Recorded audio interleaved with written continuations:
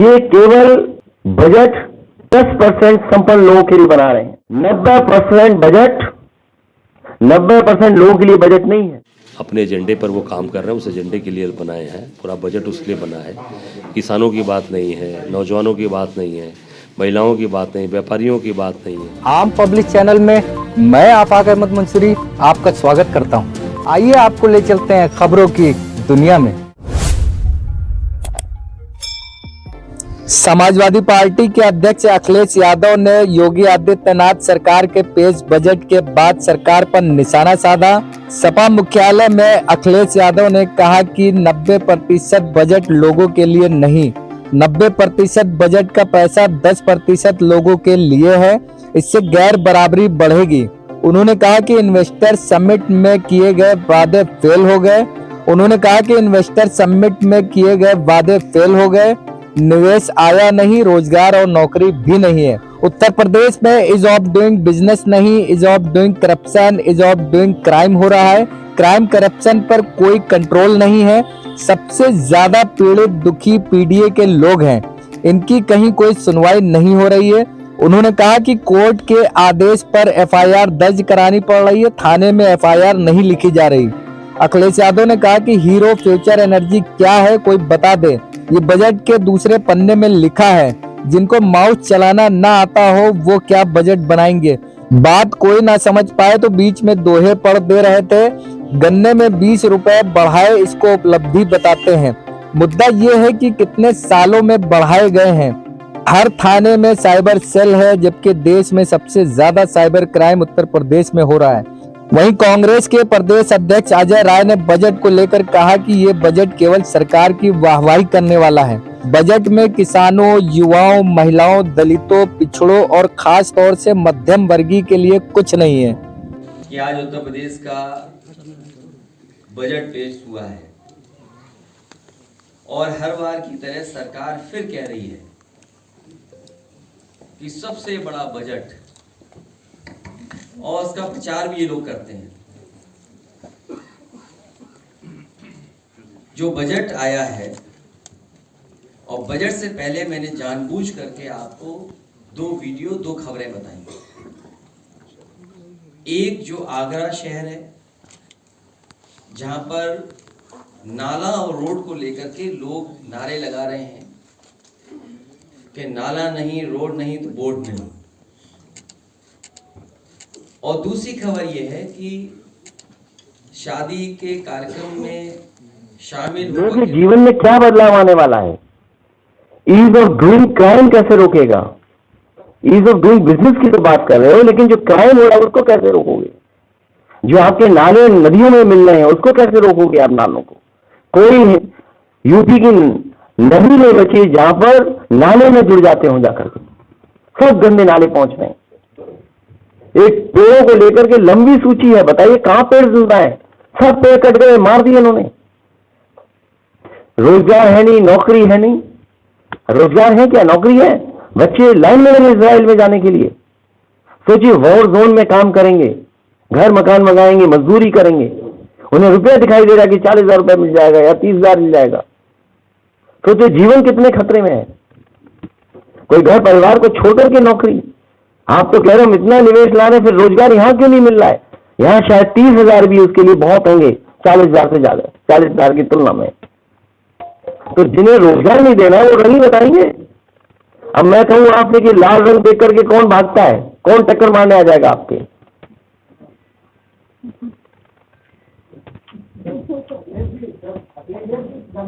गन्ना किसानों की बात कर रहे थे आप, पक्ष भी कहता है, सरकार भी कह रही है कि गन्ना किसानों का आय दुगना हो रहा है, और आप भी कह रहे हैं जो जमीनी हकीकत है तो उससे क्या प्रयास करें। क्या आप द्वारा स्वयं इस तरह से सवाल उठाए जाएंगे कि गन्ना सहकारी समितियों का चुनाव विगत कई वर्षों से लंबित पड़ा हुआ है, तो अपना देश इस पक्ष को भी रखेंगे। जिसका अपना देश है कि 14 दिनों के अंदर यदि गन्ना किसानों का भुगतान ना हो तो ब्याज से भुगतान हो, लेकिन ब्याज नहीं हुआ। बीजेपी अपने मैनिफेस्टो को बनाने के बाद न पढ़ती है न अमल करती है। भारतीय जनता पार्टी के दोनों मैनिफेस्टो उठा करके देख लीजिए, ये बात लिखी हुई है उन्होंने। कि 15 दिन के अंदर भुगतान हो जाएगा, 15 दिन के अंदर भुगतान नहीं होगा तो इंटरेस्ट के साथ वो भुगतान होगा। लेकिन ये सरकार जो बजट लाई है वो 10% लोगों को खुश करने के लिए और 90% जो पीडीए के लोग हैं उनको बस लालच दे करके।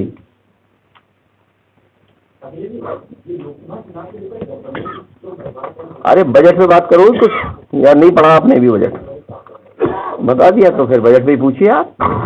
आप पूछिए रोजगार कहाँ मिल रहा है बजट से, कोई निवेश आया? बताइए सुपर कंडक्टर्स में निवेश आने वाला है और वो जा रहा गुजरात में निवेश। प्रधानमंत्री यहाँ बना रहे हैं, हम लोग यूपी के लोग बना रहे हैं और सबसे बड़ा इन्वेस्टमेंट गुजरात चला जा रहा है। अभी गुजरात में जब इन्वेस्टमेंट समिट हुई जहां प्रधानमंत्री जी तारीफ कर करके आए तमिलनाडु की कि मेक इन इंडिया का सपना कोई पूरा कर रहा है तो तमिलनाडु कर रहा है, उत्तर प्रदेश क्यों नहीं पूरा कर रहा वो मेक इन इंडिया का सपना? ये सवाल ये है कि भाई यूपी में क्यों नहीं इन्वेस्टमेंट आ रहा है? और अगर आया होता है तो हमारे नौजवानों को विदेश जाना पड़ता रोजगार के लिए, उस वॉर जोन में जो वॉर खत्म ही नहीं होना है। ये हमेशा यही कहेंगे जिस सरकार को यही नहीं पता हो कि रोजगार दर क्या है, बेरोजगारी दर क्या है। लोग निराश हैं, बैठे हैं, काम मांगने नहीं जा रहे हैं। आप इसी से अंदाजा लगा लीजिए जो अभी पुलिस की भर्ती निकली है, लगभग 60 लाख लोगों ने फॉर्म भरा है,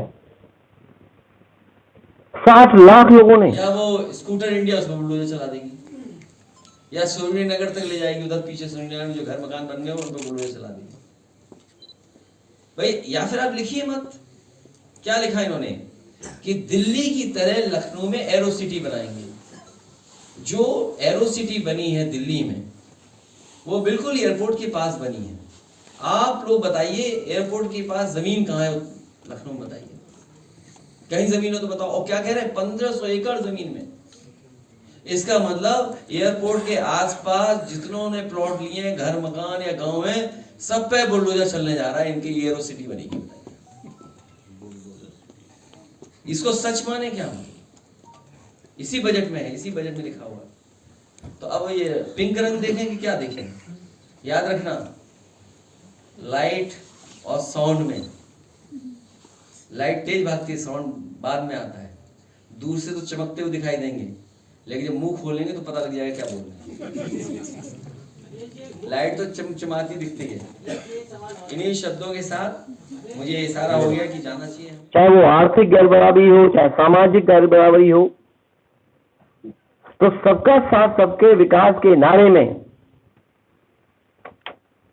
ये केवल बजट 10% संपन्न लोगों के लिए बना रहे हैं। 90% बजट 90% लोगों के लिए बजट नहीं है। ये 90% बजट का पैसा 10% लोगों पर और बजट का 10% 90% लोगों के लिए। ये सरकार पहले दिन से कर रही है और इसका परिणाम यही होगा कि गैर बराबरी बढ़ेगी, खाई बढ़ेगी, अमीरी गरीबी के बीच में दूरी बढ़ेगी। और जो सरकार कह रही थी कि 40 लाख करोड़ का इन्वेस्टमेंट आया, निवेश आया है, पहले पन्ने पे लिख रहे हैं इन्वेस्टमेंट समिट के माध्यम से 40 लाख करोड़ रुपए से अधिक के निवेश प्रस्ताव प्राप्त हुए हैं, जिनसे 101 करोड़ 10 लाख लोगों को रोजगार मिलेगा। ये नौकरी नहीं है, ये रोजगार है। ये रोजगार की गारंटी भी नहीं है क्योंकि निवेश नहीं आया है, और अगर निवेश आया होता तो दिखता कहीं ना कहीं। ये हर बार एम्प्लॉयमेंट रेट की बात कहते हैं, ईज ऑफ डूइंग बिजनेस की बात करते हैं। इस उत्तर प्रदेश में ईज ऑफ डूइंग बिजनेस नहीं हो रहा है, ईज ऑफ डूइंग क्राइम चल रहा है, ईज ऑफ डूइंग चीटिंग चल रही है। और करप्शन का तो ऐसा उदाहरण है कि विधानसभा से लेकर के जितनी भी नौकरी निकली हैं, एक सबसे बड़ा चीटर पकड़ा गया। कंट्रोल किसको कर रहे हैं? न्यूज को। कंट्रोल करप्शन को नहीं कर रहे हैं। कंट्रोल किसको कर रहे हैं कि जो इस जालसाजी में शामिल था उसकी तस्वीर न छप जाए भारतीय जनता पार्टी के नेताओं के साथ, उसको कंट्रोल कर रहे हैं। कंट्रोल करप्शन का नहीं कर रहे हैं। तो ईज ऑफ डूइंग बिजनेस नहीं चल रहा है, यहां पर ईज ऑफ डूइंग करप्शन चल रहा है, ईज ऑफ डूइंग चीटिंग चल रही है, ईज ऑफ डूइंग क्राइम चल रहा है। और क्राइम का तो ऐसा है कि सरकार उसको भी छिपा रही है, आंखों को भी। मैं बड़ी जिम्मेदारी के साथ कह रहा हूं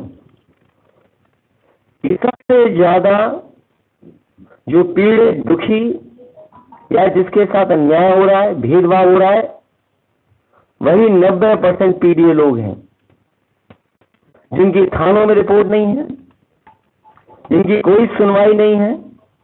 एक थाने से दूसरे अधिकारी, तीसरे अधिकारी और टॉप के अधिकारियों तक मिलने जाते हैं। और इस आंकड़े को अगर आप और साबित करना चाहें तो कोर्ट से एफआईआर मजबूर है लिखवाने के लिए। खरीफ विपणन परियोजना के अंदर मक्का, बाजरा तथा ज्वार के लिए भारत सरकार न्यूनतम समर्थन मूल्य निर्धारित किए गए थे। प्रदेश सरकार द्वारा किसानों से न्यूनतम समर्थन मूल्य पर खरीद करते हुए किसानों के बैंक खातों में सीधे भुगतान किया गया। और आपको याद हो, आलू के लिए इन्होंने बजट में रखा था पैसा।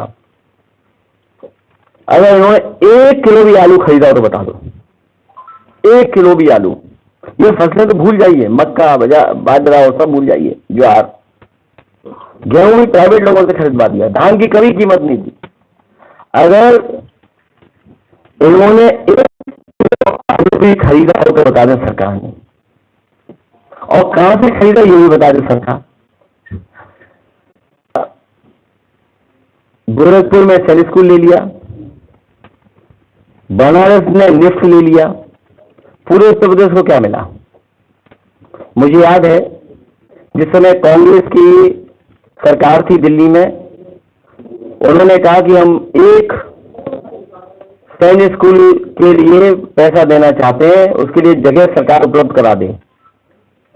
मैंने उस समय की सरकार से लेंगे तो आपके एक अमेठी के सैन्य स्कूल के लिए भी जमीन और बजट सब दूंगा मैं। जब ये शर्त रखी तो उसका परिणाम यह हुआ, अमेठी के साथ साथ 2 सैन्य स्कूल और मिले। समाजवादी सरकार ने 3 सैन्य स्कूल उत्तर प्रदेश को दिए, जिसमें एक मैनपुरी और कन्नौज का मैंने काट करके झांसी कर दिया था, बुंदेलखंड। तो 3 सैन्य स्कूल बनाए थे। हमारे मुख्यमंत्री खुश हैं, केवल गोरखपुर में बन जाओ, कहीं बने नहीं सैन्य स्कूल। तो उत्तर प्रदेश में और सैन्य स्कूल क्यों नहीं मिले?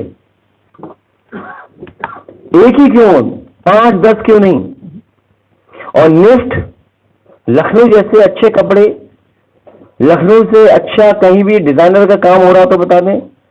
देश के जितने भी डिजाइनर हैं, जो बड़े बड़े डिजाइनर हैं, चाहे वो जरदोजी हो, चिकनकारी हो या और हाथ से काम हो, आर्टिफिशियल्स का काम हो, आपके बनारस और लखनऊ और बरेली और फर्रुखाबाद में बेहतरीन काम होता है। तो निफ्ट फर्रुखाबाद में क्यों नहीं? और अगर आप अपने निफ्ट की इंस्टीट्यूशन बना रहे हैं तो हमें कोई शिकायत नहीं है। कम से कम लखनऊ के अलावा और जो जिले हैं उनमें निफ्ट क्यों नहीं भेज रहे हैं? आप में तो 5 जाने कितना बजट है पैसे का। और फिर 2 जमीनें समाजवादी सरकार में दी गई थी एम्स के लिए, वही एम्स बने, कोई नया एम्स नहीं बना है। नया एम्स क्यों नहीं आया उत्तर प्रदेश में? नया IIM क्यों नहीं आया? नया IIT क्यों नहीं दे रहे हैं सरकार के लोग? IIIT दिया था, उसको भी इन्होंने बर्बाद कर दिया। स्थान है, सरकार बेच करके ITI और पॉलिटेक्निक को भी बेचना चाहती है। ITI और पॉलिटेक्निक को भी बेच देगी बहुत जल्दी। सरकार कह रही डेटा सेंटर स्थापित किए जाने का लक्ष्य रही है थानों में, और जहां पर FIR या सुनवाई होनी चाहिए नहीं हो रही है, मजबूरी में लोगों को थाने का, कोर्ट का सहारा लेकर के FIR लिखवानी पड़ रही है। हीरो फ्यूचर एनर्जी पता नहीं क्या है, कोई समझ पा रहा हो तो बता दे, प्रेस के साथ ही बता दें। बजट के दूसरे पन्ने की जो स्पीच में है, ये बात मैं नहीं कहूंगा कि वित्त मंत्री क्या पढ़ रहे थे। वित्त मंत्री जो पढ़ रहे थे वो बड़ा इधर उधर करके पढ़ रहे थे। जिनको माउस चलाना ना आता हो उनसे क्या उम्मीद करोगे कि बजट कैसा देंगे? तो जैसे जीरो टॉलरेंस है, जैसे जीरो टॉलरेंस है क्राइम के लिए, वैसे ही है कि हीरो फ्यूचर एनर्जी में 4,000 करोड़ रुपए का निवेश आएगा, एमओयू हो गए उसके लिए। और बात कोई समझ ना पाए इसलिए 2 लाइनें उन्होंने दोहरे की पढ़ दी।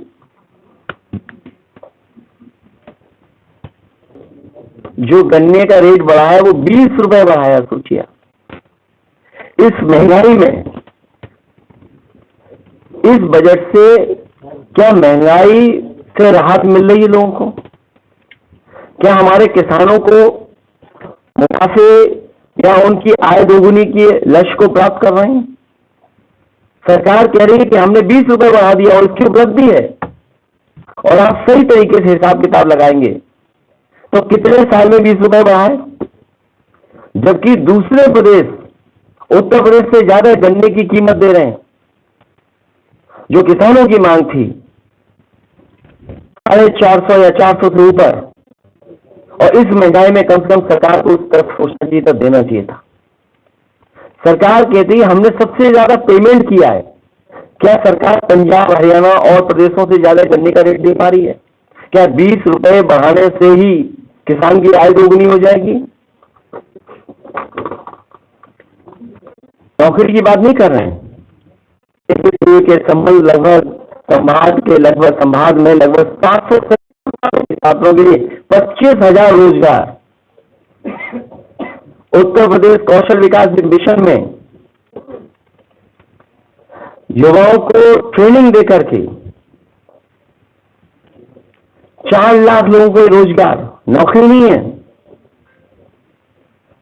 2023-2024 में 28 करोड़ 68 लाख मानव दिवस सृजित करवाते हेतु 75 लाख, बताइए, मजदूरी को भी ये रोजगार अपने बजट में शामिल कर रहे हैं कि 75 लाख 24,000 श्रमिकों को रोजगार दे रहे हैं। मुख्यमंत्री ग्रामोद्योग रोजगार, नौकरी नहीं है, रोजगार दे रहे हैं। इसमें भी अग्निवीर है जो व्यवस्था आई है, फौज में साल में लगभग 1 लाख की भर्ती होती थी। बताओ अग्निवीर से कितनी भर्ती हो रही है? और ये अग्निवीर व्यवस्था इसलिए लाई गई है क्योंकि इसमें पीडीए के लोग ज्यादा नौकरी कर रहे थे, सेवा कर रहे थे फौज में जाकर के। पीडीए के लोगों का जीवन न बदल जाए, पीडीए के लोग आगे न बढ़ जाए, इसलिए उन्होंने अग्निवीर व्यवस्था लाने का काम किया। गाँव उनका जीवन बदल रहा था फौज में जाकर के। सबसे ज्यादा भर्ती पीडीए वाले ही करते थे और देते थे भर्ती में। तो ये रोजगार नहीं है, ये केवल आपको धोखा दे रहे हैं। कभी कभी पिंक का नाम ले लेंगे, कभी किसी और बात का नाम ले लेंगे। धोखा नहीं दे रहे क्या? आपको खुद दिखाई दे रहा है धोखा दे रहे हैं।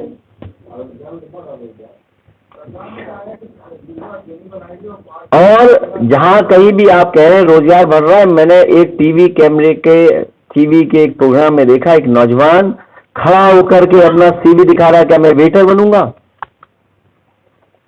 आपको डिलीवरी बॉय बना दिया। बताओ आपको क्या सम्मान है? नौकरी की है, सम्मान की नौकरी है क्या यह? बताओ, आप डिलीवरी बॉय बना दिया पूरे उत्तर प्रदेश के नौजवानों को। आप वेटर बनाना चाहते हो वहां पर?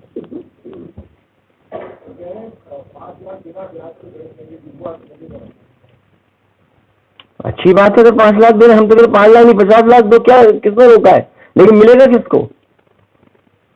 है कहां पैसा सरकार के पास? और सरकार के पास पैसा होता तो क्या ये दूल्हा दुल्हन नाले में और गड्ढे की सड़क में अपनी जमा डालने होते? मैं दिखाऊं उनको वीडियो, भूल गई है दोबारा। ये बहुत शॉर्ट है, तुम भी रील्स की तरह चलते हो क्या? अनुमानित दर से 900 मेगावाट क्षमता के सृजन का लक्ष्य रखा गया है। कहाँ डेटा सेंटर बना रहे हैं आप? नोएडा के अलावा डेटा सेंटर कहाँ बन रहा है? जो हमारी सबसे बेसिक शिक्षा है, प्राथमिक शिक्षा, सरकार कह रही है कि छात्र छात्राओं के लिए यूनिफॉर्म, स्वेटर, स्कूल बैग, जूता मोजा एवं स्टेशनरी के लिए हम 1200 रुपए दे रहे हैं। कोई हमें बता दे आज की महंगाई में क्या 1200 रुपए में ये सब चीजें आ जाएंगी? क्योंकि ये सब चीजें सरकार को देनी पड़ती। सरकार को बहाना मिल गया कोरोना के समय से, और सरकार ने लगातार महंगाई बढ़ाई है, तो सरकार को बजट ज्यादा देना पड़ जाए जूते, मोजे, स्वेटर, कपड़े और ड्रेस के लिए, इसलिए सरकार केवल 1200 रुपए देकर के संतुष्ट कर रही जनता को। इससे बड़ा धोखा और क्या हो सकता है? और हमारे प्राइमरी स्कूलों में बच्चों की संख्या कम हो गई। ये जो आंकड़े बता रहे हैं कि कक्षा 1 से 8 2 करोड़ से अधिक छात्र छात्राओं के लिए निःशुल्क स्वेटर एवं जूता मोजा उपलब्ध कराने हेतु 650 करोड़ रुपए और फिर 350 करोड़ रुपए बैग के लिए। कहां मिल रहा है? कभी जूता 1 नंबर, कभी 2 नंबर, लेकिन सरकार अपना बजट बचाने के लिए डीपीटी दे रही, जिससे सरकार को ना खरीदना पड़ जाए। 75 राजकीय पॉलिटेक्निक निर्माणाधीन पीपीपी मॉडल पे जाने जा रहे हैं। पीपीपी मॉडल मतलब प्राइवेट लोगों के हाथ में जा रहा है। एयर कनेक्टिविटी के लिए बहुत कह रहे हैं, बड़ी बड़ी बातें कह रहे हैं। 7 साल में कोई मुरादाबाद में लैंड नहीं कर पाया एयरक्राफ्ट। जो बन रहा है एयरपोर्ट समाजवादियों का देन है, नेताजी और समाजवादियों की देन है, जिसकी वजह से आज तक चालू नहीं कर पाई। आजमगढ़ की बात मैं समझ सकता हूँ। आजमगढ़ तो जानबूझ के इसलिए नहीं चलाने दे रहे कि हम न पहुंच जाए, लैंड कर जाए जाकर। मुरादाबाद में कब उतरेगा हवाई जहाज? आजमगढ़ में कब उतरेगा? या जो और जगह के लिए बजट से आपके 800 करोड़ की सड़क केवल उसके लिए बनने जा रही है। शहरों और कस्बों में ट्रैफिक जाम की समस्या का समाधान के लिए 1000 करोड़ रुपए, आप में से तमाम साथी जानते होंगे, लखनऊ की ट्रैफिक व्यवस्था को ठीक करने के लिए मुख्यमंत्री स्तर, अधिकारी स्तर पर न जाने कितनी बैठक हो चुकी है। और यूपी के जितने बड़े शहर हैं या कस्बे हैं, उन सब में जाम की समस्या है। और राजधानी तो स्मार्ट सिटी का हिस्सा है, कानपुर तो स्मार्ट सिटी का हिस्सा। स्मार्ट सिटी में साल पहले पहुंच जाएगा, आप नहीं गाड़ी से निकल पाओगे। बनारस हो, लखनऊ हो, क्या है ट्रैफिक जाम? लोगों को घंटों जाम में बना रहता है। उसके लिए बताइए 1000 करोड़ रुपए। तो फिर स्मार्ट सिटी के नाम पर पैसे जो आए उसका क्या हुआ है? पानी पहुंचा नहीं, हर बजट में 22,000 करोड़ रुपए आ जाता है जल जीवन मिशन में। अगर आप पिछला बजट देखोगे उसमें भी 20,000 करोड़ रुपए कम नहीं है। पहले भी इतने ही पैसे थे, उससे पहले भी इतने ही पैसे थे, और फिर उतने ही पैसे।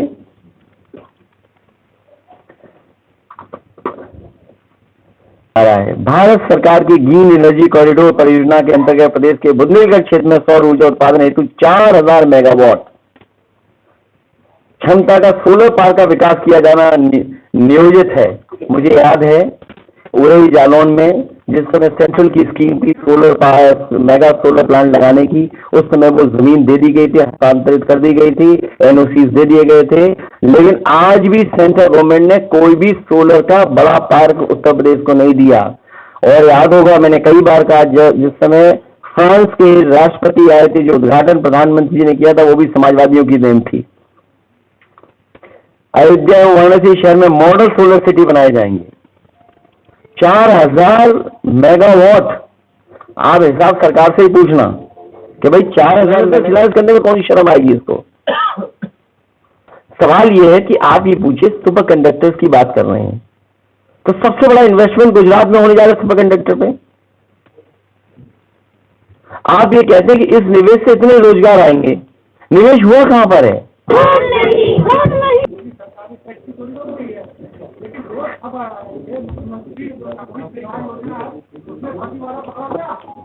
अरे देखिए,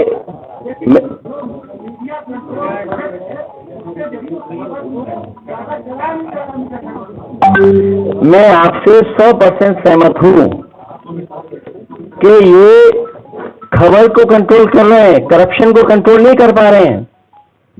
और उसके कई एग्जाम्पल हैं। ये जो दूल्हा दुल्हन वाला कार्यक्रम था वो, उसमें दूल्हे ने किसी का सोचो, उसको दूल्हे बनने के लिए 3000 रुपए दिए गए, बताइए आप। और सरकार को जांच कर करके मेरे खिलाफ कार्रवाई करनी पड़ी। मैं एक कार्यक्रम में गया था जिसमें स्पीकर साहब ने कुछ विधायक बुलाए थे, उसमें दूसरे दल के भी जो सत्ताधारी सरकार के लोग भी थे विधायक, उसमें ज्यादातर लोगों ने कहा कि तहसील और थाने में लूट मची हुई है। इतनी लूट कभी सरकार उत्तर प्रदेश में नहीं हुई होगी। तो सोचो जो नकली दूल्हा बना के खड़ा कर दे हो तो न जाने कैसी शादियां हुई होंगी। अगर आप इसका रिकॉर्ड निकालोगे तो आप सोचोगे कैसा रिकॉर्ड है ये। और गौशाला और इसमें तो जाने कितना भ्रष्टाचार है, चारे को लेकर के, गायों की रखवाली को लेकर के। ये तो छोटे सामान्य हैं। गड्ढा मुक्ति का आप हिसाब लगाना, 7 साल में इस सरकार ने गड्ढा मुक्ति के लिए कितना पैसा निकाला है। आपके होश उड़ जाएंगे कि इतना पैसा इस सरकार ने लूट लिया। ये जो महंगाई दिख रही है, ये महंगाई जीएसटी और कानूनों की वजह से तो है ही है, लेकिन कुछ लोगों को ये ज्यादा मुनाफा कमाने दे रहे हैं, उसकी वजह से महंगाई है। कुछ लोगों को ज्यादा मुनाफा कमाने दे रहे हैं, उसकी वजह से ही महंगाई है। और ये बातें बाहर ना आए, उसके लिए मीडिया के लिए भी बहुत भारी बजट है। मैं तो नहीं पढ़ पाया इसमें, मीडिया का दिख ही नहीं रहा कौन से पन्ने पे। चौधरी साहब देख लो तो बता दो हमें, और आप बता दो कितना है बजट आपका, आपके लिए बजट कितना बताया कोई हमारा साथी। बजट को लेकर जिस तरह से सरकार ने अपनी नीतियों को दिखाया है, यही लगा कि बजट उन्हीं अपने लिए है, जनता के लिए नहीं। कैसे दिखते हैं सर? नहीं, ये निश्चित तौर से ये बजट अपने एजेंडे पर वो काम कर रहे हैं, उस एजेंडे के लिए बनाए हैं। पूरा बजट उसके लिए बना है। किसानों की बात नहीं है, नौजवानों की बात नहीं है, महिलाओं की बात नहीं, व्यापारियों की बात नहीं है, और मजदूरों की कोई बात। मनरेगा के मजदूरों को इतने महीनों से आज उनको पेमेंट नहीं मिल रहा है। पूरे लोग धरने पर कहीं बैठे हैं, कहीं पूरे देश के अंदर आज मनरेगा के पेमेंट नहीं हो पा रहे हैं, उस पर कोई बात नहीं की। किसानों के बिजली बिल की माफ़ी इन्होंने कहा था। किसानों को जो बिजली बिल, जो सिंचाई के संसाधन में जो भी बिजली बिल लग रहा है, ट्यूबवेल पंपिंग सेट, उसका बिल नहीं लेंगे। योगी जी ने घोषणा किया था, उस पर कोई बात नहीं की। ये पूरी तरीके से बजट निरर्थक है और झुंझुना है जनता की। नौजवान कहीं ना कहीं आंखें बिछाए देखा था कि हो सकता है इस बजट में जो है नौजवानों के लिए कुछ कहा जाए, फिर नौजवान हिंदुस्तान छोड़कर बाहर के मुल्कों में जाने की कोशिश कर रहे हैं। कैसे देखते हैं सर? अरे वो भी बाहर कहाँ जा रहा है, जहाँ युद्ध चल रहा है, युद्ध चल रहा है वहाँ भेजा जा रहा है, इजराइल भेजा जा रहा है। सोचिए, उसके लिए भी नौजवान लाइन लगाए पड़ा हुआ है। सोच सकते हैं कितना बेरोजगारी होगा, कितना फ्रस्ट्रेशन होगा नौजवानों में कि वो नौजवान इजराइल जाना चाह रहा है, जहाँ लगातार युद्ध चल रहा है, जहाँ पे रोज मारकाट हो रही है, वहाँ जाने के लिए तैयार है। आप सोच सकते हैं आप कि कितना परेशान है यूथ हमारा, कितना दिक्कत में है। मैं समझता हूँ कि ये पूरी तरीके से ये सरकार केवल जनता को ठगने के लिए और जनता को बेवकूफ़ बनाने के लिए ये बजट लाई है। किसानों की बात कही जाए, किसान भी कहीं ना कहीं इनकी तरफ आंखें उठाए हुए देखा था, मगर किसान भी विफल हो गया। अब यही सोच रहा था कि अब मेरा साथ क्या होगा, क्या फिर वही हत्या के वाला मामला सामने नजर आएगा? देखिए, पूरी तरीके से ये किसान, नौजवान, महिला, ये पूरी तरीके से ये सरकार विरोधी है और किसानों की तो परम विरोधी है।